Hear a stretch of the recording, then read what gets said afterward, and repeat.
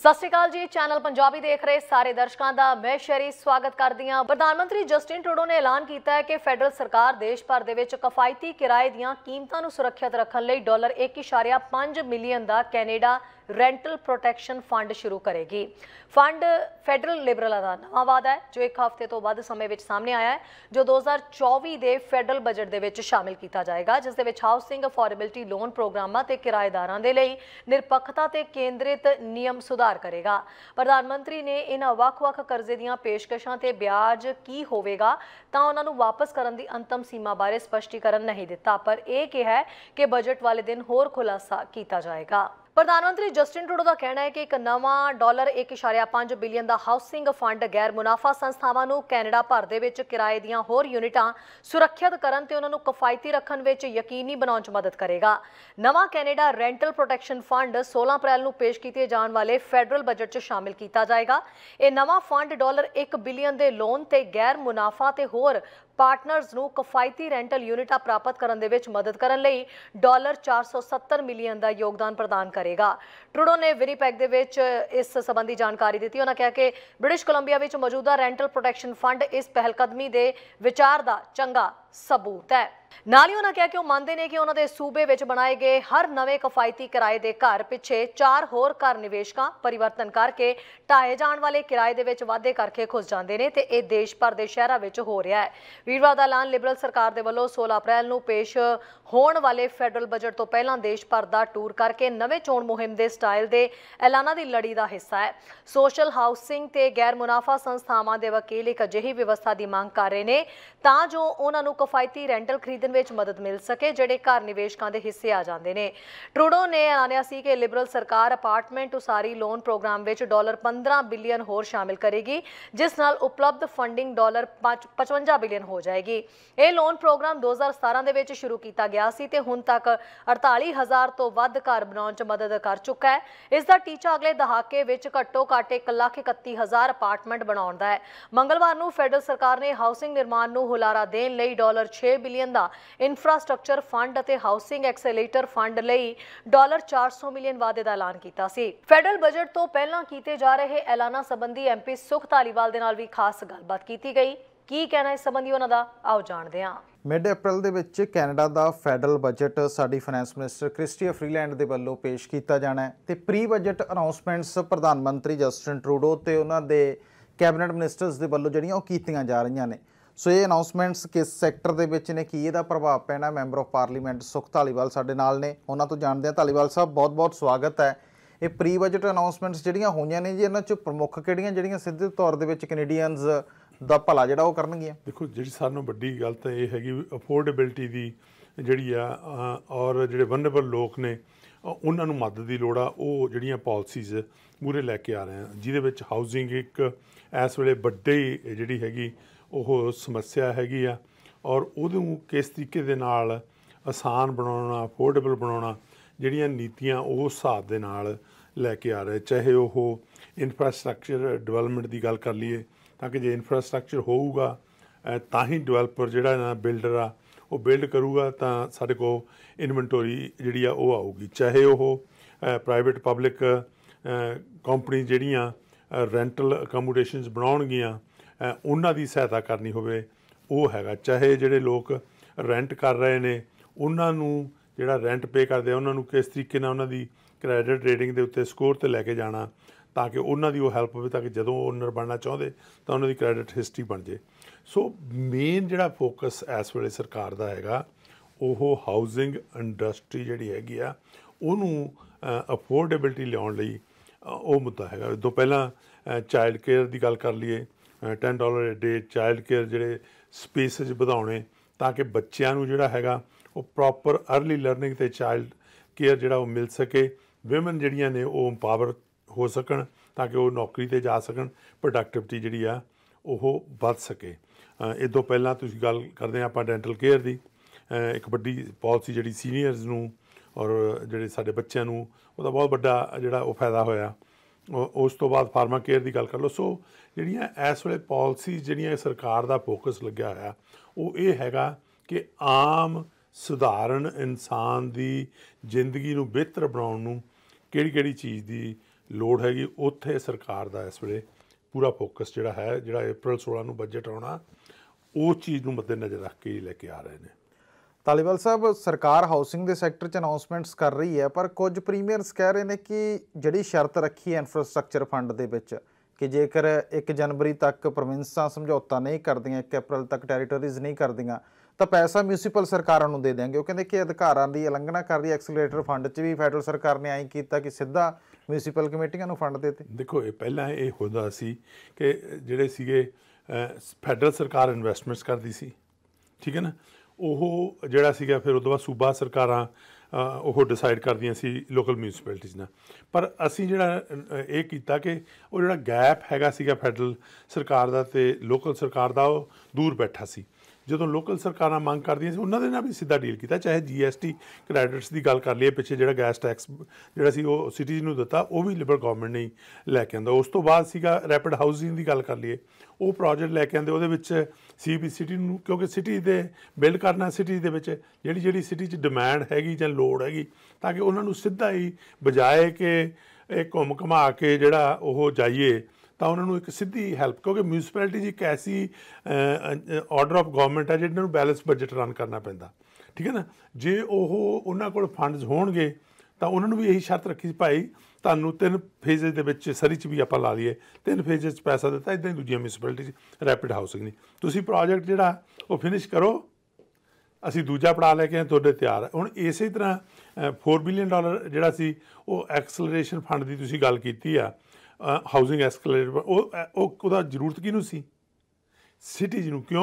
ਕਿਉਂਕਿ ਸਿਟੀ ਜਿਹੜੀਆਂ ਨੇ ਉਹ ਪ੍ਰੋਸੈਸ ਕਰਦੀਆਂ ਬਿਲਡਿੰਗ ਪਰਮਿਟ, ਉਹੀ ਪ੍ਰੋਸੈਸ ਕਰਦੀਆਂ ਨੇ ਡਿਵੈਲਪਮੈਂਟ ਪਰਮਿਟ। ਸੋ ਉਹਨਾਂ ਨੂੰ ਲੋੜ ਹੈਗੀ ਆ ਇਸ ਵੇਲੇ ਸਿਟੀਜ਼ ਨੂੰ ਕਿ ਉਹ ਜਿਹੜੇ ਹੈਗੇ ਨੇ ਉਹ ਵੱਧ ਅਧਿਕਾਰੀ, ਜਿਹੜੇ ਚਾਹੇ ਉਹ ਬਿਲਡਿੰਗ ਦੇ ਵਿੱਚ ਨੇ, ਚਾਹੇ ਉਹ ਪਲੈਨਿੰਗ ਦੇ ਵਿੱਚ ਨੇ, ਚਾਹੇ ਉਹ ਫੀਲਡ ਇੰਸਪੈਕਟਰ ਨੇ, ਉਹ ਹਾਇਰ ਕਰੇ ਤਾਂ ਕਿ ਪ੍ਰੋਸੈਸ ਤੇਜ਼ ਹੋਵੇ, ਡਿਵੈਲਪਰ ਬਿਲਡਰ ਦੀ ਹੈਲਪ ਹੋਵੇ, ਵੱਧ ਤੋਂ ਵੱਧ ਇਨਵੈਂਟੋਰੀ ਆਵੇ। ਸੋ ਪ੍ਰੋਵਿੰਸਸ ਜਿਹੜੇ ਨੇ ਉਹ ਹੁਣ ਉਹਨਾਂ ਨੂੰ ਵੀ ਮੌਕਾ ਦਿੱਤਾ ਵੀ ਭਾਈ ਤੁਸੀਂ ਵੀ ਜਿਹੜਾ ਹੈਗਾ ਇਹ ਕੰਮ ਕਰੋ। ਕਿਉਂਕਿ ਦੇਖੋ, ਲੋਕ ਇਹ ਕਹਿੰਦੇ ਨਾ ਵੀ ਅਕਾਊਂਟੇਬਿਲਿਟੀ, ਕਿਉਂਕਿ ਜਦੋਂ ਅਸੀਂ ਜਾਂਦੇ ਹਾਂ ਡੋਰ ਨੌਕਿੰਗ ਕਰਨ ਜਾਂਦੇ, ਉਹ ਕਹਿੰਦੇ ਵੀ ਠੀਕ ਆ ਤੁਸੀਂ ਪੈਸੇ ਦੇਈ ਜਾ ਰਹੇ ਹੋ, ਹੈਲਥ ਕੇਅਰ 'ਚ ਵੀ ਸੂਬਿਆਂ ਨੂੰ ਦੇ ਦਿੱਤੇ, ਚਾਈਲਡ ਕੇਅਰ 'ਚ ਵੀ ਦੇ ਦਿੱਤੇ, ਤੁਸੀਂ ਹੁਣ ਇਨਫਰਾਸਟਰਕਚਰ 'ਚ ਵੀ ਦੇਣੇ, ਪਰ ਅਕਾਊਂਟੇਬਿਲਿਟੀ ਤਾਂ ਹੋਵੇ। ਸਿਟੀਜ਼ ਨੇ ਆਪਣੀ ਅਕਾਊਂਟੇਬਿਲਿਟੀ ਦਿਖਾਈ। ਜੇ ਉਹ ਰੈਪਿਡ ਹਾਊਸਿੰਗ 'ਚ ਗਏ, ਪੈਸੇ ਦਿੱਤੇ, ਫੰਡ ਦਿੱਤੇ, ਕੀ ਹੋਇਆ? ਉਹਨਾਂ ਨੇ ਡਿਲੀਵਰ ਕੀਤਾ। ਸੋ ਇਸੇ ਤਰ੍ਹਾਂ ਹੁਣ ਪ੍ਰੋਵਿੰਸ਼ੀਅਲ ਗੌਰਮੈਂਟ ਆ, ਕਿਉਂਕਿ ਅਸੀਂ ਯੂਜਲੀ ਜਿਹੜੀਆਂ ਬਹੁਤ ਸਾਰੇ ਸੂਬੇ ਆ ਉਹਨਾਂ ਨਾਲ ਬੜਾ ਵਧੀਆ ਕੰਮ ਜਿਹੜਾ ਹੈਗਾ ਫੈਡਰਲ ਤੌਰ 'ਤੇ ਕਰ ਰਹੇ ਹਾਂ। BC ਦੇ ਵਿੱਚ ਪਰਟੀਕੁਲਰਲੀ ਐਗਜ਼ਾਮਪਲ ਲੈ ਲਈਏ, ਚਾਹੇ ਉਹ ਅਸੀਂ ਕੈਨੇਡਾ $10 ਡੇ ਕੇਅਰ ਦੀ ਗੱਲ ਕਰ ਲਈਏ, ਹੈਲਥ ਕੇਅਰ ਐਗਰੀਮੈਂਟਸ ਦੀ ਗੱਲ ਕਰ ਲਈਏ, ਹਰ ਵਿਸ਼ੇ ਦੇ ਉੱਤੇ ਜਿਹੜਾ ਹੈਗਾ ਉਹ ਪਹਿਲਾ ਹੀ ਸੂਬਾ ਹੋਇਆ ਜਿਹੜਾ ਫਟਾਫਟ ਆ ਕੇ ਸਾਈਨ ਕਰਦਾ ਸੀ ਵੀ ਅਸੀਂ ਜਿਹੜਾ ਹੈਗਾ ਇਹਨੂੰ। ਸੋ ਇਹ ਮੈਨੂੰ ਨਹੀਂ ਲੱਗਦਾ ਵੀ ਇਹਦੇ ਵਿੱਚ ਕੋਈ ਜਿਹੜੀ ਆ ਉਹ ਪੋਲੀਟਿਕਸ ਵਾਲੀ ਗੱਲ ਆ। ਇਹਦੇ ਵਿੱਚ ਸਿਰਫ ਤੇ ਸਿਰਫ ਲੋਕਾਂ ਨੂੰ ਡਿਲੀਵਰੀ ਵਾਲੀ ਗੱਲ ਆ। ਜੇ ਅਸੀਂ ਫੰਡਿੰਗ ਲੋਕਲ ਗੌਰਮੈਂਟ ਨੂੰ ਦਿੱਤੀ, ਉਹ ਡਿਲੀਵਰ ਕਰਨ, ਜੇ ਪ੍ਰੋਵਿੰਸ਼ੀਅਲ ਗੌਰਮੈਂਟ ਨੂੰ ਦਿੱਤੀ, ਉਹ ਵੀ ਡਿਲੀਵਰ ਕਰਨ। ਜੇ ਉਹ ਨਹੀਂ ਕਰ ਸਕਦੇ ਤਾਂ ਨੈਚੁਰਲੀ ਜਿਹੜਾ ਹੈਗਾ ਉਹ ਅਸੀਂ ਸਿਟੀ ਨੂੰ ਮੌਕਾ ਦੇਵਾਂਗੇ, ਤਾਂ ਕਿ ਸਿਟੀ ਜਿਹੜੀਆਂ ਨੇ ਉਹਨਾਂ ਨੇ ਆਲਰੇਡੀ ਅਕਾਊਂਟੇਬਿਲਿਟੀ ਸ਼ੋਅ ਕੀਤੀ ਆ, ਉਹ ਆਪਣੀ ਫਰਦਰ ਅਕਾਊਂਟੇਬਿਲਿਟੀ ਜਿਹੜੀ ਹੈਗੀ ਆ ਉਹ $4 ਬਿਲੀਅਨ ਜਿਹੜਾ ਇਨਵੈਸਟ ਕੀਤਾ ਫੰਡ, ਉਹਦੇ ਥਰੂ ਸ਼ੋਅ ਕਰਨ, ਅਤੇ ਬਾਕੀ ਇਹ ਜਿਹੜੀ ਹੋਰ ਫੰਡਿੰਗ $6 ਬਿਲੀਅਨ ਦੀ ਹੈ ਉਹਦੇ ਥਰੂ ਵੀ ਜਿਹੜਾ ਹੈਗਾ ਉਹਨਾਂ ਨੂੰ ਹਿੱਸੇਦਾਰ ਬਣ ਸਕਦੀ ਹੈ। ਧਾਲੀਵਾਲ ਸਾਹਿਬ, ਤੁਸੀਂ BC ਸਰਕਾਰ ਦਾ ਗੱਲਬਾਤ ਕੀਤਾ, ਤਾਂ BC ਸਰਕਾਰ ਦਾ BC ਬਿਲਡ ਆਇਆ, ਫੈਡਰਲ ਸਰਕਾਰ ਕੈਨੇਡਾ ਬਿਲਡ ਜਿਹੜਾ ਪ੍ਰੋਗਰਾਮ ਲੈ ਕੇ ਆਈ। ਪ੍ਰੈਸ ਰਿਲੀਜ਼ ਦੇ ਵਿੱਚ ਵਿਸ਼ੇਸ਼ ਤੌਰ 'ਤੇ ਜ਼ਿਕਰ BC ਸਰਕਾਰ ਦੀਆਂ ਹਾਊਸਿੰਗ ਪਾਲਿਸੀਜ਼ ਦਾ ਰਿਹਾ। ਤਾਂ ਓਪੋਨੈਂਟ ਇਹ ਕਹਿੰਦੇ ਨੇ ਕਿ ਕਾਰਬਨ ਟੈਕਸ ਦੇ ਉੱਪਰ ਪ੍ਰੀਮੀਅਰ ਡੇਵਿਡ ਈਬੀ ਪ੍ਰਧਾਨ ਮੰਤਰੀ ਟਰੂਡੋ ਹੋਰਾਂ ਦੇ ਨਾਲ ਨੇ, ਤਾਂ ਇਸ ਕਰਕੇ ਉਹਨਾਂ ਦੀ ਤਾਰੀਫ ਵੀ ਨਾਲੋਂ ਨਾਲ ਜਾਰੀ ਹੈ ਕਿ BC ਦੇ ਵਿੱਚ ਵੀ ਇਲੈਕਸ਼ਨ ਹੈ, ਜਾਂ ਫਿਰ ਵਾਕਈ BC ਗੌਰਮੈਂਟ ਦੀ ਜਿਹੜੀ ਹਾਊਸਿੰਗ ਪਾਲਿਸੀ ਆ ਉਹ ਪ੍ਰੈਕਟੀਕਲ ਤੌਰ 'ਤੇ ਸਰਕਾਰ ਨੂੰ ਪਸੰਦ ਆਈ ਹੈ। ਅਤੇ ਜਿਹੜੇ ਇਲਜ਼ਾਮ ਨੇ ਇਹਨੂੰ ਤੁਸੀਂ ਕਿਵੇਂ ਦੇਖਦੇ? ਦੇਖੋ, ਇਹ ਬਿਲਕੁਲ ਇਹ ਕਹਿਣਾ ਕਿ ਅੱਜ ਇਹ ਜੀ ਇਲੈਕਸ਼ਨ ਆ ਗਿਆ ਤਾਂ ਅਸੀਂ ਇਹਨਾਂ ਦੀ, ਮੈਂ ਪੁਰਾਣੀ ਹਿਸਟਰੀ ਕੱਢ ਕੇ ਦੇਖੋ, ਕਿਉਂਕਿ ਮੈਂ ਇੱਥੇ ਦੀ ਮੇਰੇ ਕੋਲ ਇੰਸਟੀਟਿਊਸ਼ਨ ਮੈਮਰੀ ਹੈਗੀ ਆ। ਮੈਨੂੰ ਯਾਦ ਆ ਪ੍ਰਧਾਨ ਮੰਤਰੀ ਪਾਲ ਮਾਰਟਨ ਸੀਗੇ, ਉਸ ਵੇਲੇ ਸਰਕਾਰ ਕਿਹਦੀ ਸੀ? ਗੋਰਡਨ ਕੈਂਪਬਲ ਦੀ। ਉਸ ਵੇਲੇ ਜਿਹੜੀ ਫੰਡਿੰਗ ਹੈ, ਚਾਹੇ ਉਹ ਸਾਊਥ ਫਰੇਜ਼ਰ ਪੈਰੀਮੀਟਰ ਰੋਡ ਜਿਹੜੀ ਜਾ ਰਹੀ ਆ ਉਹਦੀ ਫੰਡਿੰਗ ਦੀ ਗੱਲ ਕਰ ਲਓ, ਹਾਈਵੇ 10 ਦੀ ਫੰਡਿੰਗ ਦੀ ਗੱਲ ਕਰ ਲਓ, ਹਾਈਵੇ ਜਿਹੜੀ ਸੀ 15 ਨੂੰ ਵਾਈਡਨਿੰਗ ਦੀ ਗੱਲ ਕਰ ਲਓ, ਕਿਉਂਕਿ ਜਿਹੜਾ ਸੀ ਬਾਰਡਰ ਇਨਫਰਾਸਟਰਕਚਰ ਦੀ ਗੱਲ ਕਰ ਲਓ, ਉਸ ਵੇਲੇ ਵੀ ਅਨਾਊਂਸਮੈਂਟ ਹੋਈ ਸੀ, ਉਦੋਂ ਵੀ ਤਾਂ ਇਲੈਕਸ਼ਨ ਚੱਲਦਾ ਸੀ। उस वेले जिहड़ी सीगी उस वेले दी सरकार सीगी।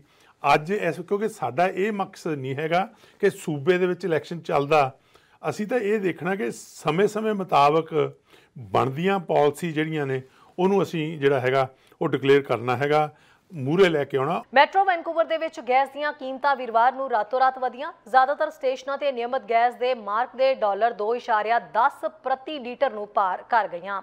ਕੁਝ ਗੈਸ ਸਟੇਸ਼ਨ ਹੁਣ 1 ਲੀਟਰ ਰੈਗੂਲਰ ਲਈ $2.13 ਯਾਨੀ ਕਿ $2.13 ਤੱਕ ਜਿਹੜੇ ਚਾਰਜ ਕਰ ਰਹੇ ਨੇ। 5 ਸਾਲ ਪਹਿਲਾਂ ਪੰਪ ਦੀ ਕੀਮਤ $1.51 ਪ੍ਰਤੀ ਲੀਟਰ ਤੋਂ ਥੋੜੀ ਜ਼ਿਆਦਾ ਸੀ ਤੇ ਇਸ ਵਾਰ ਪਿਛਲੇ ਸਾਲ ਪ੍ਰਤੀ ਲੀਟਰ ਦੇ ਲਈ $1.85 ਦੇ ਨੇੜੇ ਸੀ। ਇੱਕ ਗੈਸ ਮਾਹਰ ਦਾ ਮੰਨਣਾ ਹੈ ਕਿ ਮੈਟਰੋ ਵੈਨਕੂਵਰ ਦੇ ਡਰਾਈਵਰ ਮਈ ਦੇ ਲੌਂਗ ਵੀਕਐਂਡ ਤੱਕ ਨਿਯਮਤ ਤੌਰ ਤੇ $2.30 ਪ੍ਰਤੀ ਲੀਟਰ ਤੱਕ ਦਾ ਭੁਗਤਾਨ ਕਰ ਸਕਦੇ ਨੇ। ਗੈਸ ਬਰੀ ਦੇ ਮੁੱਖ ਪੈਟਰੋਲੀਅਮ ਮਾਹਰ ਨੇ ਦੱਸਿਆ ਹੈ ਕਿ ਲੋਅਰ ਮੇਨਲੈਂਡ ਦੇ ਜ਼ਿਆਦਾਤਰ ਹਿੱਸੇ ਦੇ ਵਿੱਚ ਉੱਪਰ ਵੱਲ ਰੁਝਾਨ ਜਾਰੀ ਰਹੇਗਾ। ਉਹਨਾਂ ਕਿਹਾ ਕਿ ਅਸੀਂ ਨਿਸ਼ਚਿਤ ਤੌਰ ਤੇ ਸਭ ਕੁਝ ਕਹਿਣ ਤੇ ਕਰਨ ਤੋਂ ਪਹਿਲਾਂ ਲਗਭਗ $2.25 ਜਾਂ $2.30 ਪ੍ਰਤੀ ਲੀਟਰ ਤੱਕ ਜਾ ਸਕਦੇ ਹਾਂ। ਐਨਡੀਪੀ ਦੇ 3 ਐਮਪੀਜ਼ ਚਾਰਲੀ ਐਂਗਜ਼, ਕੈਰਲ ਹਿਊਜ਼ ਅਤੇ ਰੇਚਲ ਬੈਲਨੀ ਨੇ ਵੀਰਵਾਰ ਨੂੰ ਐਲਾਨ ਕੀਤਾ ਹੈ ਕਿ ਉਹ ਅਗਲੀਆਂ ਚੋਣਾਂ ਨਹੀਂ ਲੜਨਗੇ। ਐਂਗਸ ਨੇ ਵੀਰਵਾਰ ਨੂੰ ਸੋਸ਼ਲ ਮੀਡੀਆ ਪੋਸਟ ਦੇ ਵਿੱਚ ਲਿਖਿਆ ਕਿ 7 ਚੋਣਾਂ ਤੋਂ ਬਾਅਦ ਪਾਰਲੀਮੈਂਟ ਦੇ ਵਿੱਚ 20 ਸਾਲ ਦੀ ਸਰਵਿਸ ਅਤੇ ਟਿਮਨਸ ਦੇ ਇਤਿਹਾਸ ਦੇ ਵਿੱਚ ਸਭ ਤੋਂ ਲੰਬੇ ਸਮੇਂ ਤੱਕ ਸੇਵਾ ਕਰਨ ਵਾਲੇ ਐਮਪੀ ਹੋਣ ਦਾ ਉਹਨਾਂ ਨੂੰ ਮਾਣ ਹਾਸਲ ਕਰਨ ਤੋਂ ਬਾਅਦ ਇਹ ਜ਼ਿੰਮੇਵਾਰੀ ਹੁਣ ਉਹ ਅੱਗੇ ਦੇਣ ਦਾ ਸਮਾਂ ਆ ਗਿਆ ਹੈ। ਐਂਗਸ ਤਿੰਨੇ ਐਮਪੀਜ਼ ਦੇ ਵਿੱਚ ਸਭ ਤੋਂ ਲੰਬਾ ਸਮਾਂ ਐਮਪੀ ਰਹੇ ਨੇ। ਉਹ ਪਹਿਲੀ ਵਾਰ 2004 ਦੀ ਫੈਡਰਲ ਚੋਣ ਜਿੱਤੇ ਸਨ ਤੇ ਉਹਨਾਂ ਨੇ ਲੰਬੇ ਸਮੇਂ ਤੋਂ ਲਿਬਰਲਾਂ ਦੀ ਸੀਟ ਰਹੀ ਟਿਮਨਸ ਦੀ ਰਾਈਡਿੰਗ ਨੂੰ ਐਨਡੀਪੀ ਦੀ ਝੋਲੀ ਪਾਇਆ ਸੀ। 61 ਸਾਲ ਦੇ ਐਂਗਸ ਇੱਕ ਨਾਮੀ ਪੰਕ ਰੌਕਰ ਜਿਹੜੇ ਵੀ ਰਹੇ ਨੇ ਤੇ ਉਹ ਟੋਰਾਂਟੋ ਦੇ ਵਿੱਚ ਇੱਕ ਕਮਿਊਨਿਟੀ ਕਾਰਕੁਨ ਦੇ ਵਜੋਂ ਵੀ ਵਿਚਰਦੇ ਰਹੇ ਨੇ। ਉਹ ਕਈ ਕਿਤਾਬਾਂ ਦੇ ਲੇਖਕ ਵੀ ਨੇ। 2017 ਵਿੱਚ ਉਹਨਾਂ ਨੇ ਐਨਡੀਪੀ ਦੇ ਲੀਡਰਸ਼ਿਪ ਰੇਸ ਦੇ ਵਿੱਚ ਵੀ ਹਿੱਸਾ ਲਿਆ ਸੀ ਪਰ ਉਹ ਜਗਮੀਤ ਸਿੰਘ ਤੋਂ ਹਾਰ ਗਏ ਸਨ। ਹਾਲਾਂਕਿ ਵੋਟਾਂ ਦੇ ਵਿੱਚ ਜਗਮੀਤ ਤੋਂ ਬਾਅਦ ਐਂਗਸ ਨੂੰ ਦੂਜਾ ਹੀ ਸਥਾਨ ਮਿਲਿਆ ਸੀ। ਐਂਗਸ ਨੇ ਰਾਜਨੀਤੀ ਨੂੰ ਅਲਵਿਦਾ ਕਹਿਣ ਦੇ ਕਾਰਨਾਂ ਵਿੱਚ ਖਾਸ ਤੌਰ ਤੇ ਟਿਮਨਸ ਜੇਮਸ ਬੇ ਰਾਈਡਿੰਗ ਦੇ ਦਾਇਰੇ ਦੇ ਵਿੱਚ 20,000 ਵਰਗ ਕਿਲੋਮੀਟਰ ਦੇ ਨਵੇਂ ਸ਼ਹਿਰਾਂ ਨੂੰ ਸ਼ਾਮਿਲ ਕੀਤੇ ਜਾਣ ਦਾ ਜ਼ਿਕਰ ਕੀਤਾ। ਰਾਈਡਿੰਗਸ ਦੀ ਹੋ ਰਹੀ ਨਵੀਂ ਹੱਦਬੰਦੀ ਤਹਿਤ ਇਸ ਰਾਈਡਿੰਗ ਦੇ ਵਿੱਚ ਕੁਝ ਨਵੇਂ ਸ਼ਹਿਰ ਮਿਲਾ ਕੇ ਇਸ ਨੂੰ ਅਗਲੀਆਂ ਫੈਡਰਲ ਚੋਣਾਂ ਦੇ ਵਿੱਚ ਕੁਪਸਕੇਸਿੰਗ ਟਿਮਨਸ ਤੇ ਮਸ਼ਕੇਗੋਵਕ ਰਾਈਡਿੰਗ ਦਾ ਨਾਂ ਦਿੱਤਾ ਜਾ ਰਿਹਾ ਹੈ। ਹਿਊਜ਼ ਵੀ ਉੱਤਰੀ ਓਨਟਾਰੀਓ ਦੀ ਇੱਕ ਰਾਈਡਿੰਗ ਦੀ ਨੁਮਾਇੰਦਗੀ ਕਰਦੇ ਨੇ ਜਿਸ ਦੀ ਨਵੀਂ ਹੱਦਬੰਦੀ ਕੀਤੀ ਜਾ ਰਹੀ ਹੈ। ਅਲਗੋਮਾ, ਮੈਨੀਟੋਲਿਨ ਤੇ ਕਪੋਸਕੇਸਿੰਗ ਰਾਈਡਿੰਗ ਮੈਲੀਟੋਲਿਨ ਆਈਲੈਂਡ ਤੋਂ ਹਰਸਟ ਕਸਬੇ ਤੱਕ ਬੜਾ ਵੱਡਾ ਇਲਾਕਾ ਕਵਰ ਕਰਦੀ ਹੈ। ਹੁਣ ਇਸ ਰਾਈਡਿੰਗ ਨੂੰ ਪੂਰੀ ਤਰ੍ਹਾਂ ਭੰਗ ਕਰਕੇ ਲੱਗਦੀਆਂ ਰਾਈਡਿੰਗਸ ਦੇ ਵਿੱਚ ਸ਼ਾਮਿਲ ਕੀਤਾ ਜਾ ਰਿਹਾ ਹੈ। ਹਿਊਜ਼ ਨੇ 2008 ਦੇ ਵਿੱਚ ਇਸ ਰਾਈਡਿੰਗ ਤੋਂ ਚੋਣ ਜਿੱਤੀ ਸੀ। 2 ਚੋਣਾਂ ਦੇ ਵਿੱਚ ਹਾਰਨ ਤੋਂ ਬਾਅਦ ਉਹਨਾਂ ਨੇ ਲੰਮੇ ਸਮੇਂ ਤੋਂ ਸੀਟ ਤੇ ਕਬਜ਼ਾ ਕੀਤਾ ਲਿਬਰਲ ਐਮਪੀ ਬ੍ਰੈਂਟ ਸੈਂਟ ਡੈਨਿਸ ਨੂੰ ਹਰਾਇਆ ਸੀ। ਐਂਗਸ ਅਤੇ ਹਿਊਜ਼ ਦੋਵਾਂ ਨੇ ਉੱਤਰੀ ਓਨਟਾਰੀਓ ਵਿੱਚ ਆਪਣੀਆਂ ਰਾਈਡਿੰਗਸ ਅਤੇ ਹੋਰ ਰਾਈਡਿੰਗਸ ਦੇ ਵਿੱਚ ਹੋਣ ਵਾਲੀਆਂ ਤਬਦੀਲੀਆਂ ਵਿਰੁੱਧ ਆਵਾਜ਼ ਚੁੱਕੀ ਸੀ। 65 ਸਾਲ ਦੀ ਹਿਊਜ਼ ਰਾਜਨੀਤੀ ਤੋਂ ਪਹਿਲਾਂ ਕੈਨੇਡੀਅਨ ਲੇਬਰ ਕਾਂਗਰਸ ਦਾ ਹਿੱਸਾ ਸਨ। ਉਹਨਾਂ ਨੇ 2015 ਤੋਂ ਸਹਾਇਕ ਡਿਪਟੀ ਸਪੀਕਰ ਵਜੋਂ ਸੇਵਾ ਨਿਭਾਈ ਹੈ ਤੇ ਐਨਡੀਪੀ ਵੱਲੋਂ ਕਈ ਮਹਿਕਮਿਆਂ ਲਈ ਕ੍ਰਿਟਿਕ ਵੀ ਰਹੇ ਨੇ। ਬੈਲਨੀ ਨੂੰ 2015 ਦੇ ਵਿੱਚ BC ਦੀ ਨਾਰਥ ਆਈਲੈਂਡ ਪੋਵਲ ਰਿਵਰ ਦੀ ਰਾਈਡਿੰਗ ਦੇ ਵਿੱਚ ਚੁਣਿਆ ਗਿਆ ਅਤੇ ਇਸ ਤੋਂ ਪਹਿਲਾਂ ਇਹ ਰਾਈਡਿੰਗ ਸਾਬਕਾ ਕੰਜ਼ਰਵੇਟਿਵ ਮੰਤਰੀ ਜੌਨ ਡੰਕਨ ਦੇ ਕੋਲ ਸੀ। ਇੱਕ ਬਿਆਨ ਦੇ ਵਿੱਚ ਬੈਲਨੀ ਨੇ ਕਿਹਾ ਹੈ ਕਿ ਐਮਪੀ ਬਣਨਾ ਇੱਕ ਬਹੁਤ ਵੱਡਾ ਸਨਮਾਨ ਰਿਹਾ ਹੈ ਪਰ ਮੇਰੇ ਲਈ ਹੁਣ ਇਹ ਸਮਾਂ ਹੈ ਕਿ ਮੈਂ ਆਪਣੇ ਪਰਿਵਾਰ ਤੋਂ ਜਿਹੜਾ ਕੇਂਦਰਿਤ ਕਰਕੇ ਸੁੰਦਰ ਵੈਨਕੂਵਰ ਆਈਲੈਂਡ ਤੇ ਘਰ ਦੇ ਨੇੜੇ ਰਹਿ ਸਕਾਂ। ਇਸ ਤੋਂ ਇਲਾਵਾ ਨਵੇਂ ਨਕਸ਼ਿਆਂ ਦੇ ਤਹਿਤ ਬੈਲਨੀ ਦੀ ਰਾਈਡਿੰਗ ਦੇ ਵਿੱਚ ਕੋਈ ਬਹੁਤੀ ਤਬਦੀਲੀ ਨਹੀਂ ਹੋ ਰਹੀ ਹੈ। ਰੈਂਡਲ ਗੈਰਸਨ ਅਤੇ ਰਿਚਰਡ ਕੈਨਿੰਗਸ ਸਮੇਤ ਐਨਡੀਪੀ ਦੇ ਕਈ ਹੋਰ ਐਮਪੀਜ਼ ਨੇ ਪਹਿਲਾਂ ਹੀ ਐਲਾਨ ਕੀਤਾ ਹੈ ਕਿ ਉਹ ਦੁਬਾਰਾ ਚੋਣ ਨਹੀਂ ਲੜਨਗੇ। ਡੈਨੀਅਲ ਬਲੈਕੀ ਨੇ ਹਾਲ ਹੀ ਦੇ ਵਿੱਚ ਮੈਨੀਟੋਬਾ ਪ੍ਰੀਮੀਅਰ ਵਾਪਕਿਨ ਦੇ ਲਈ ਸੀਨੀਅਰ ਸਲਾਹਕਾਰ ਵਜੋਂ ਕੰਮ ਕਰਨ ਲਈ ਆਪਣੀ ਸੀਟ ਛੱਡ ਦਿੱਤੀ। ਇੱਕ ਕੈਨੇਡੀਅਨ ਇਮੀਗ੍ਰੇਸ਼ਨ ਵਕੀਲ ਦੇ ਅਨੁਸਾਰ ਉਸਨੇ 2 ਕੇਸਾਂ ਦੀ ਨੁਮਾਇੰਦਗੀ ਕੀਤੀ ਜੋ ਟੋਰਾਂਟੋ ਦੇ ਵਿੱਚ ਉਤਰਨ ਤੋਂ ਬਾਅਦ ਲਾਪਤਾ ਹੋਏ 2 ਫਲਾਈਟ ਅਟੈਂਡੈਂਟਾਂ ਨੇ ਜੈਂਡਰ ਸੰਬੰਧਿਤ ਅਤਿਆਚਾਰ ਤੇ ਧਾਰਮਿਕ ਅਤਿਆਚਾਰ ਤੇ ਘਰੇਲੂ ਹਿੰਸਾ ਦੇ ਦਾਅਵਿਆਂ ਦੀ ਸ਼ਰਨ ਮੰਗੀ ਸੀ। ਇਹ ਔਰਤਾਂ ਪਾਕਿਸਤਾਨ ਇੰਟਰਨੈਸ਼ਨਲ 에ਅਰਲਾਈਨਸ ਦੀ ਫਲਾਈਟ ਅਟੈਂਡੈਂਟ ਵਿੱਚੋਂ ਸਨ ਜੋ ਟੋਰਾਂਟੋ ਦੇ ਪੀਅਰਸਨ ਹਵਾਈ ਅੱਡੇ ਤੋਂ ਉਡਾਨ ਭਰਨ ਤੋਂ ਬਾਅਦ ਗਾਇਬ ਹੋ ਗਈਆਂ ਸਨ। ਸਰਕਾਰੀ ਮਾਲਕੀ ਵਾਲੀ 에ਅਰਲਾਈਨ ਨੇ ਕਿਹਾ ਹੈ ਕਿ ਪਿਛਲੇ 1.5 ਸਾਲ ਦੇ ਵਿੱਚ ਘੱਟੋ ਘੱਟ 8 ਸੇਵਾਦਾਰ ਲਾਪਤਾ ਹੋ ਗਏ ਨੇ। ਟੋਰਾਂਟੋ ਵਿੱਚ ਉਤਰਨ ਤੋਂ ਬਾਅਦ ਲਾਪਤਾ ਹੋਏ 2 ਫਲਾਈਟ ਅਟੈਂਡੈਂਟਾਂ ਨੇ ਜੈਂਡਰ ਸੰਬੰਧਿਤ ਅਤਿਆਚਾਰ ਤੇ ਘਰੇਲੂ ਹਿੰਸਾ ਦੇ ਦਾਅਵਿਆਂ ਲਈ ਸ਼ਰਨ ਮੰਗੀ। ਇੱਕ ਕੈਨੇਡੀਅਨ ਇਮੀਗ੍ਰੇਸ਼ਨ ਵਕੀਲ ਦੇ ਅਨੁਸਾਰ ਜੋ ਇਹਨਾਂ ਦੀ ਨੁਮਾਇੰਦਗੀ ਕਰ ਰਿਹਾ ਹੈ ਉਸਨੇ ਇਸ ਦੀ ਜਾਣਕਾਰੀ ਦਿੱਤੀ। ਉਹਨਾਂ ਕਿਹਾ ਕਿ ਇਹ ਔਰਤਾਂ ਪਾਕਿਸਤਾਨ ਇੰਟਰਨੈਸ਼ਨਲ ਦੀ ਫਲਾਈਟ ਅਟੈਂਡੈਂਟ ਵਿੱਚੋਂ ਸਨ ਜੋ ਟੋਰਾਂਟੋ ਦੇ ਪੀਅਰਸਨ ਕੌਮਾਂਤਰੀ ਹਵਾਈ ਅੱਡੇ ਤੋਂ ਉਡਾਨ ਭਰਨ ਤੋਂ ਬਾਅਦ ਗਾਇਬ ਹੋ ਗਈਆਂ ਸਨ। ਸਰਕਾਰੀ ਮਾਲਕੀ ਵਾਲੀ 에ਅਰਲਾਈਨ ਨੇ ਕਿਹਾ ਹੈ ਕਿ ਪਿਛਲੇ 1.5 ਸਾਲ ਵਿੱਚ ਘੱਟੋ-ਘੱਟ 8 ਸੇਵਾਦਾਰ ਜਿਹੜੇ ਨੇ ਉਹ ਲਾਪਤਾ ਹੋ ਗਏ ਨੇ। PIA ਨੇ ਕਿਹਾ ਹੈ ਕਿ ਪਿਛਲੇ ਦਹਾਕੇ ਤੋਂ ਇਸ ਦੇ ਸਟਾਫ ਨਾਲ ਜੁੜੀਆਂ ਅਜਿਹੀਆਂ ਘਟਨਾਵਾਂ ਸਾਹਮਣੇ ਆ ਰਹੀਆਂ ਨੇ, ਪਰ ਟੋਰਾਂਟੋ ਦੇ ਵਿੱਚ ਉਤਰਨ ਤੋਂ ਬਾਅਦ ਫਲਾਈਟ ਅਟੈਂਡੈਂਟ ਲਗਾਤਾਰ ਲਾਪਤਾ ਹੋ ਰਹੇ ਨੇ। 에ਅਰਲਾਈਨ ਦੇ ਬੁਲਾਰੇ ਨੇ ਕਿਹਾ ਹੈ ਕਿ ਕੰਪਨੀ ਦਾ ਮੰਨਣਾ ਹੈ ਕਿ ਕੈਨੇਡਾ ਪਹੁੰਚਣ ਤੋਂ ਬਾਅਦ ਸਾਰਿਆਂ ਨੇ ਸ਼ਰਨ ਮੰਗੀ ਹੈ। ਇੱਕ ਵਕੀਲ ਨੇ ਕਿਹਾ ਕਿ ਇਹਨਾਂ ਵਿੱਚੋਂ 2 ਫਲਾਈਟ ਅਟੈਂਡੈਂਟਾਂ ਦੀ ਨੁਮਾਇੰਦਗੀ ਉਹਨਾਂ ਨੇ ਕੀਤੀ ਹੈ। ਉਸ ਦੀ ਪੁਸ਼ਟੀ ਕੀਤੀ ਹੈ ਕਿ ਘੱਟੋ-ਘੱਟ ਕੁਝ ਇਹੋ ਜਿਹਾ ਹੀ ਮਸਲਾ ਹੈ। ਉਹਨਾਂ ਨੂੰ ਫਲਾਈਟ ਅਟੈਂਡੈਂਟ ਵਜੋਂ ਕੈਨੇਡਾ ਵਿੱਚ ਦਾਖਲ ਕਰਵਾਇਆ ਗਿਆ ਸੀ ਤੇ ਇੱਕ ਖਾਸ ਬਿੰਦੂ ਤੇ ਆਪਣਾ ਹੋਟਲ ਦਾ ਕਮਰਾ ਛੱਡ ਕੇ ਸ਼ਹਿਰ ਦੇ ਕਿਸੇ ਹੋਰ ਹਿੱਸੇ ਵਿੱਚ ਚਲੇ ਗਏ ਤੇ ਸ਼ਰਨ ਦਾ ਦਾਅਵਾ ਕਰਨ ਦਾ ਫੈਸਲਾ ਕੀਤਾ ਤੇ ਕਦੇ ਵੀ ਕੰਮ ਤੇ ਵਾਪਸ ਜਾਣ ਦੀ ਸੂਚਨਾ ਨਹੀਂ ਦਿੱਤੀ। ਆਮ ਤੌਰ ਤੇ ਦਾਅਵੇ ਦਾ ਉਹਨਾਂ ਮਾਲਕ ਪਾਕਿਸਤਾਨ ਇੰਟਰਨੈਸ਼ਨਲ ਨਾਲ ਕੋਈ ਲੈਣਾ ਦੇਣਾ ਨਹੀਂ ਸੀ। ਅਸਲ ਵਿੱਚ ਬਸ ਇਹੀ ਜਿਹੜੀ ਹੈ ਉਹ ਗੱਲ ਸੀ ਜੋ ਉਹਨਾਂ ਨੂੰ ਕੈਨੇਡਾ ਲੈ ਗਈ। ਇੱਕ ਨੂੰ ਕੈਨੇਡਾ ਵਿੱਚ ਸ਼ਰਨ ਦਿੱਤੀ ਗਈ ਸੀ ਜਦੋਂ ਕਿ ਦੂਜੇ ਦੇ ਦਾਅਵੇ ਨੂੰ ਰੱਦ ਕਰ ਦਿੱਤਾ ਗਿਆ ਸੀ। ਇੱਕ ਸ਼ੀਆ ਮੁਸਲਮਾਨ ਸੀ ਜਿਸ ਨੇ ਲਿੰਗ ਸੰਬੰਧਿਤ ਅਤਿਆਚਾਰ ਤੇ ਆਧਾਰ ਤੇ ਸ਼ਰਨ ਮੰਗੀ ਸੀ ਕਿਉਂਕਿ ਉਸ ਨੂੰ ਸੁੰਨੀ ਕੱਟੜਪੰਥੀਆਂ ਨੇ ਨਿਸ਼ਾਨਾ ਬਣਾਇਆ ਸੀ।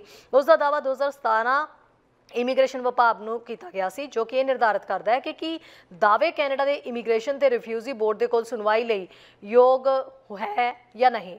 ਉਸ ਨੂੰ ਪਾਕਿਸਤਾਨ ਤੋਂ ਕੈਨੇਡਾ ਵਿੱਚ ਸ਼ਰਨ ਦਿੱਤੀ ਗਈ ਜਿੱਥੇ ਉਹ ਧਾਰਮਿਕ ਘੱਟ ਗਿਣਤੀ ਸੀ। ਉਸਨੇ ਦੂਜੇ ਗਾਹਕ ਜਿਸ ਦਾ ਦਾਅਵਾ ਅਗਲੇ ਸਾਲ ਕੀਤਾ ਸੀ ਨੂੰ ਅੰਦਰੂਨੀ ਉਡਾਨ ਦੇ ਵਿਕਲਪ ਦੇ ਆਧਾਰ ਤੇ ਕੈਨੇਡਾ ਵਿੱਚ ਸ਼ਰਨ ਨਹੀਂ ਦਿੱਤੀ ਗਈ ਸੀ।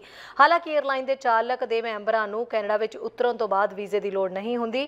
ਕੈਨੇਡਾ ਵਿੱਚ ਸ਼ਰਨ ਦਾ ਦਾਅਵਾ ਕਰਨ ਵਾਲੇ ਕਿਸੇ ਵੀ ਵਿਅਕਤੀ ਲਈ ਸ਼ਰਨ ਦੀਆਂ ਪ੍ਰਕਿਰਿਆਵਾਂ ਵਿੱਚ ਕੋਈ ਅੰਤਰ ਨਹੀਂ ਹੈ। ਉਹਨਾਂ ਕਿਹਾ ਕਿ ਜਿਹੜੇ ਦਾਅਵੇ ਕਰਨ ਲਈ ਹਵਾਈ ਅੱਡੇ ਤੇ ਪਹੁੰਚੇ ਨੇ ਉਹ ਕੈਨੇਡਾ ਆਉਣ ਵਾਲੇ ਸ਼ਰਨਾਰਥੀ ਦਾਅਵਿਆਂ ਦਾ ਬਸ ਇੱਕ ਛੋਟਾ ਹਿੱਸਾ ਹੈ। ਕੈਨੇਡਾ ਦੇ ਇਮੀਗ੍ਰੇਸ਼ਨ ਤੇ ਰਿਫਿਊਜੀ ਬੋਰਡ ਦੇ ਅੰਕੜੇ ਦਰਸਾਉਂਦੇ ਨੇ ਕਿ ਪਾਕਿਸਤਾਨ ਤੋਂ ਕੀਤੇ ਗਏ ਸ਼ਰਨ ਦੇ ਦਾਅਵਿਆਂ ਦੀ ਗਿਣਤੀ 10 ਸਾਲਾਂ ਦੇ ਵਿੱਚ ਨਾਟਕੀ ਢੰਗ ਨਾਲ ਵਧੀ ਹੈ ਤੇ ਬੋਰਡ ਦੇ ਅੰਕੜੇ ਅਨੁਸਾਰ ਜ਼ਿਆਦਾਤਰ ਦਾਅਵੇ ਕੀਤੇ ਜਾਂਦੇ ਨੇ। ਪਿਛਲੇ ਸਾਲ ਕੁੱਲ 1643 ਵਿੱਚੋਂ 1402 ਪਾਕਿਸਤਾਨ ਦੇ ਦਾਅਵੇ ਕੀਤੇ ਗਏ ਸਨ। 2022 ਵਿੱਚ ਕੁੱਲ 1576 ਵਿੱਚੋਂ 1210 ਦਾਅਵੇ ਸਵੀਕਾਰ ਕੀਤੇ ਗਏ ਸਨ। ਕਰੀਬ ਇੱਕ ਦਹਾਕੇ ਪਿੱਛੇ ਨਜ਼ਰ ਮਾਰੀਏ ਤਾਂ 2013 ਵਿੱਚ ਉਸੇ ਦੇਸ਼ ਤੋਂ ਸਿਰਫ 315 ਦਾਅਵੇ ਕੀਤੇ ਗਏ ਸਨ ਜਿਨ੍ਹਾਂ ਵਿੱਚੋਂ 267 ਨੂੰ ਸਵੀਕਾਰ ਕੀਤਾ ਗਿਆ ਸੀ। ਇੱਕ 에ਅਰਲਾਈਨ ਦੇ ਬੁਲਾਰੇ ਨੇ ਕਿਹਾ ਕਿ 에ਅਰਲਾਈਨ ਕਿਸੇ ਵੀ ਲਾਪਤਾ ਫਲਾਈਟ ਅਟੈਂਡੈਂਟ ਦੇ ਸੰਪਰਕ ਵਿੱਚ ਨਹੀਂ ਹੈ ਪਰ ਇਸ ਦਾ ਭਰੋਸਾ ਹੈ ਕਿ ਉਹਨਾਂ ਨੇ ਸ਼ਰਨ ਦੇ ਦਾਅਵੇ ਕੀਤੇ ਨੇ।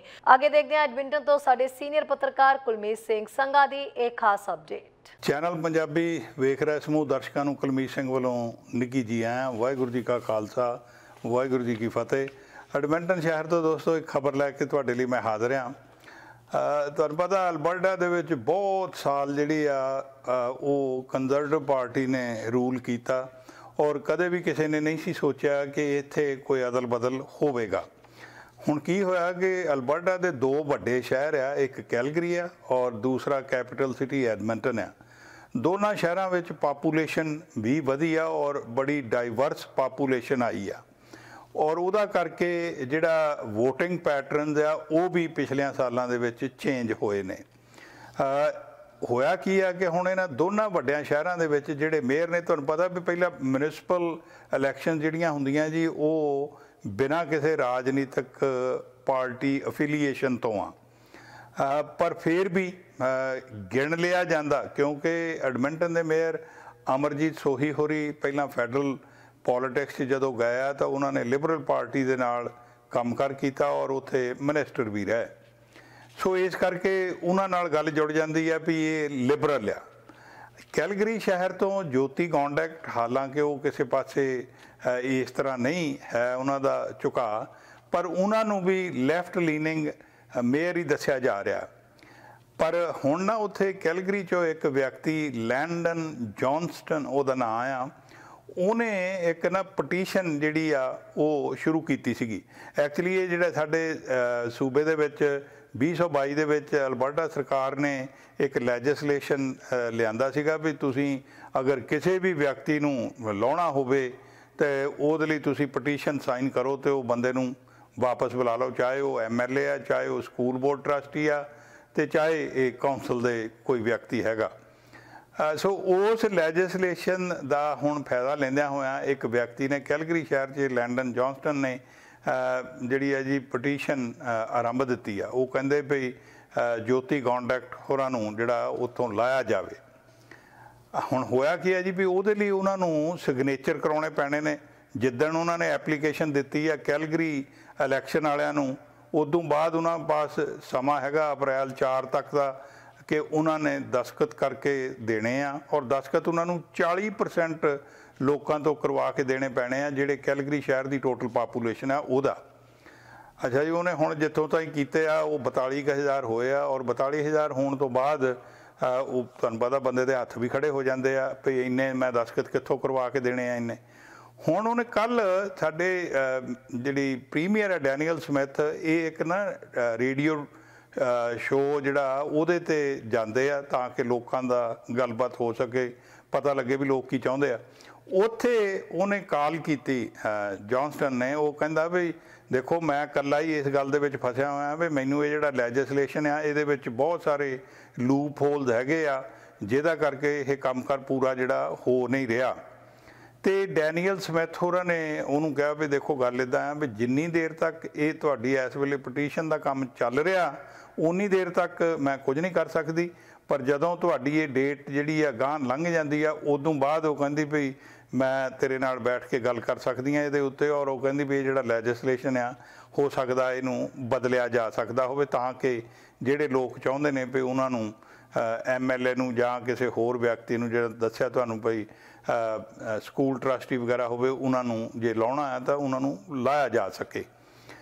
ਹੁਣ ਦੇਖੋ ਕਦੋਂ ਉਹ ਲੈਜਿਸਲੇਸ਼ਨ ਜੀ ਦੁਬਾਰਾ ਜਿਹੜਾ ਲਿਆਂਦਾ ਜਾਂਦਾ ਜਾਂ ਉਹਦੇ 'ਚ ਅਮੈਂਡਮੈਂਟ ਕੀਤੀਆਂ ਜਾਂਦੀਆਂ ਨੇ। ਪਰ ਹਾਲ ਦੀ ਘੜੀ ਨਾ ਇਹ ਖਿੱਚੋਤਾਣ ਜੀ ਆਰੰਭ ਹੋਈ ਹੈ। ਵਿੱਚ ਇਹ ਵੀ ਗੱਲ ਚੱਲਦੀ ਸੀ ਵੀ ਜਿਹੜੀ ਮਿਊਨਿਸਪਲ ਇਲੈਕਸ਼ਨ ਦੁਨੀਆ ਉਹਦੇ ਵਿੱਚ ਸਾਨੂੰ ਪਾਰਟੀ ਬੇਸ ਵੀ ਗੱਲਬਾਤ ਲਿਆਉਣੀ ਚਾਹੀਦੀ ਆ, ਪਰ ਬਹੁਤ ਸਾਰੇ ਲੋਕ ਕਹਿੰਦੇ ਆ ਜੀ ਵੀ ਨਹੀਂ ਉਹ ਗੱਲਬਾਤ ਬਾਹਰ ਹੀ ਰੱਖਣੀ ਚਾਹੀਦੀ ਆ। ਸੋ ਬਿਨਾਂ ਪਾਰਟੀਆਂ ਤੋਂ ਹੀ ਮਿਊਨਿਸਪਲ ਕੰਮਕਾਰ ਜਿਹੜਾ ਚੱਲਣਾ ਚਾਹੀਦਾ। ਚੈਨਲ ਪੰਜਾਬੀ ਲਈ ਕੁਲਮੀਤ ਸਿੰਘ ਸੰਘਾ, ਐਡਮੰਟਨ। ਸਾਡਾ ਹਰ ਇੱਕ ਪ੍ਰੋਗਰਾਮ ਦੇਖਣ ਤੇ ਸਾਡੇ ਨਾਲ ਜੁੜਨ ਲਈ ਸਬਸਕ੍ਰਾਈਬ ਕਰੋ ਚੈਨਲ ਪੰਜਾਬੀ ਤੇ ਨੋਟੀਫਿਕੇਸ਼ਨ ਲਈ ਬੈਲ ਆਈਕਨ ਵਾਲੇ ਬਟਨ ਤੇ ਕਲਿੱਕ ਕਰੋ।